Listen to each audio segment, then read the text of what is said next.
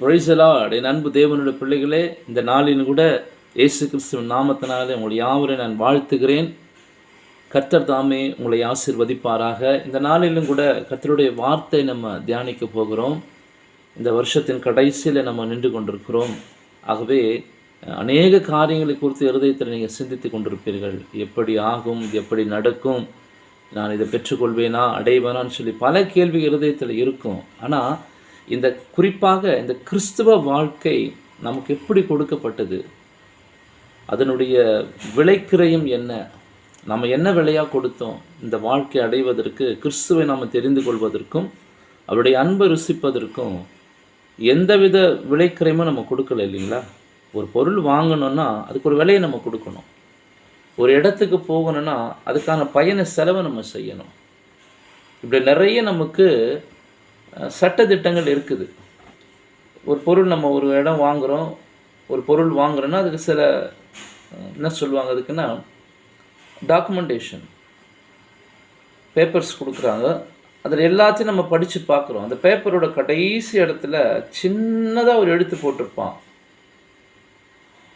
Terms and condition அப்ளைன் அப்படின்னு போட்டிருப்பாங்க. சட்ட திட்டங்களுக்கு உட்பட்டது இல்லையா? அதையெல்லாம் நம்ம அவ்வளோதையும் படிக்க முடியாது. நம்ம அன்றைக்கி நமக்கு அந்த பொருள் வேணும், எல்லாவற்றையும் நம்ம கையெழுத்து போடுறோம், அதை ஏற்றுக்கொள்ளுகிறோம், அதன்படி நம்ம செய்கிறோம்.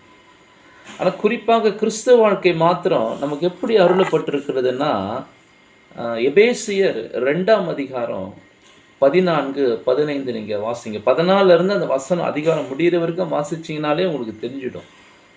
அவர் இப்படி சொல்கிறார் பாருங்க, 14ஆம் வருஷத்தில், முன்னே தூரமாக இருந்த நீங்கள் இப்பொழுது கிறிஸ்து இயேசுவுக்குள் கிறிஸ்துவின் இரத்தத்தினாலே சமீபமானீர்கள். எப்படி? முன்னே தூரமாக இருந்தோம், புறஜாதியார் இருந்தோம், தெரிந்து கொள்ளப்படலை, தேர்ந்தெடுக்கப்படலை நம்ம. அப்போ கிறிஸ்து இயேசுவின் இரத்தத்தினாலே நம்ம சமீபமாக இருக்கோம், அவர் கிட்ட போயிருக்கோம். அடுத்ததாக சொல்கிறாரு, அது எப்படின்னு கேட்குறாரு. எப்படின்னா நமக்கு ஒரு விளக்கம் கொடுக்குறாரு. எப்படி நீங்கள் கிட்ட வந்துட்டீங்க, எப்படி சமீபமானீங்க, எப்படி தேர்ந்தெடுக்கப்பட்டீங்க, எப்படி எனில் 15ஆம் வசனம், அவரே நம்முடைய சமாதானக்காரனராகி இருதிறத்தாரையும் ஒன்றாக்கி நம்மையும் பிதாவையும் ஒரே ஒப்புரவாக்கி ஒரு இருதிறத்தாரையும் ஒன்றாக்கி பகையாயிருந்த பிரிவினையாகிய பாவம் நம்மையும் பிதாவையும் சேர பண்ணாமல் இருந்த அந்த பாவம் இருக்கு பாருங்க, பிரிவினையாக நடுச்சுவர், அது நடுச்சுவரை தகர்த்தார். அல்லேலூயா! எவ்வளோ கிருபை பாருங்க. எதையுமே நம்ம செய்யலை, அதுக்கான விளக்க